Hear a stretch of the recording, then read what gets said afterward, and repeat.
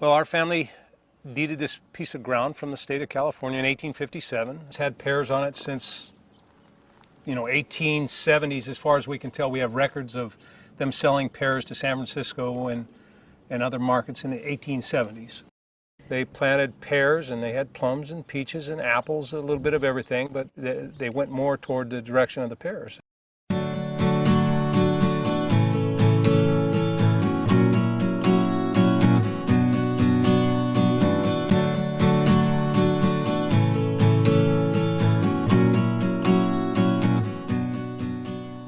Fifth generation on this ranch. My children are Brett and Katie, and Brett's 27, Katie's 29, they're the sixth.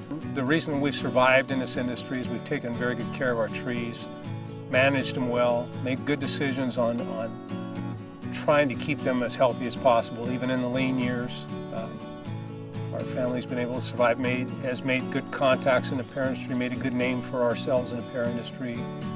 We've produced very high yields of high quality fruit, and that's what's kept us going, and that's what I hope to keep us going. Well, soil fertility is very important. We mulch all of our prunings. You see, we put a mulch on there. That's actually, we do a lot of reasons just to keep the soil very flocculent and good with that. But we also, for the clean air standards nowadays, we don't want to burn any brush, so we try to make sure that we mulch everything and keep it incorporated right here in the orchard. We also changed over to a sprinkler system so we can get the right amount of waters. This orchard was originally set up as a flood irrigation orchard hundreds of years ago before they had sprinklers, and changed it over now, trying to use less water and do a better job of watering when we do water.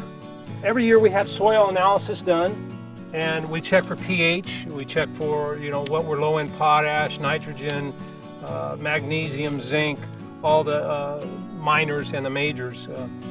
When we're done, we go sit down. When we get the samples back, we sit down and go over what the UC recommendations are for what they consider growing a good crop of pears. And I sit down with a soil analysis guy, and we decide what amendments we want to put in the soil to bring it back to those conditions. Because if you take 25 or 30 tons of pears off an orchard or any kind of crop, but we take 25 to 30 tons every year off this orchard, you have to replenish the soil what the pears taken. And we know the pears use a lot of potash, and we have to check all the minors too to keep the soil in balance. And we really work hard to keep a great soil profile.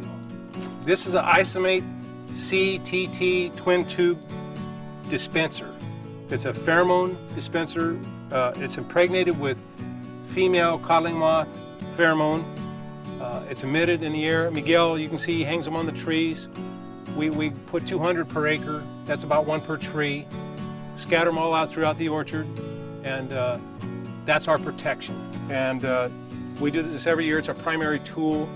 It eliminates any kind of application of pesticides. It's a great way for us to monitor and find out, and it's been very successful. It's taken the industry a long time to wade through all the bugs, but now we've done it, and it's working very well for us. The rewards are now. Codling moth lays eggs, and the worm, when they pupate, the worm goes inside of the calyx of the fruit and eats inside there, so that your pear will have a big rotten spot in the center, and it's no good for consumption or cannery or anything. So it's probably our main pest of concern. This is a 1X pheromone trap, catches female codling moth. It's loaded with a pheromone inside. We call 1-Power. And this will, if we catch any moths in this trap, we know we're in trouble, because we'll have already hung the pheromones throughout the orchard to create confusion at that time. And if they're confused and there's enough pheromone out there, they should not be able to find this trap here.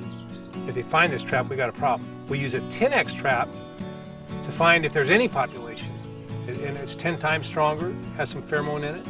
And it will catch, if it catches 1 or 2 or 3 moths, then we know that we have a viable population that could mate. Absolutely, I would love to hand this orchard off to my family, just like in better condition, or as good as I can make it for future generations. I would hope that my grandkids and great-grandkids, if I'm ever blessed enough to have them, will be able to inherit this ground and keep farming it the way we do, or not, whatever they like, but I would hope they could.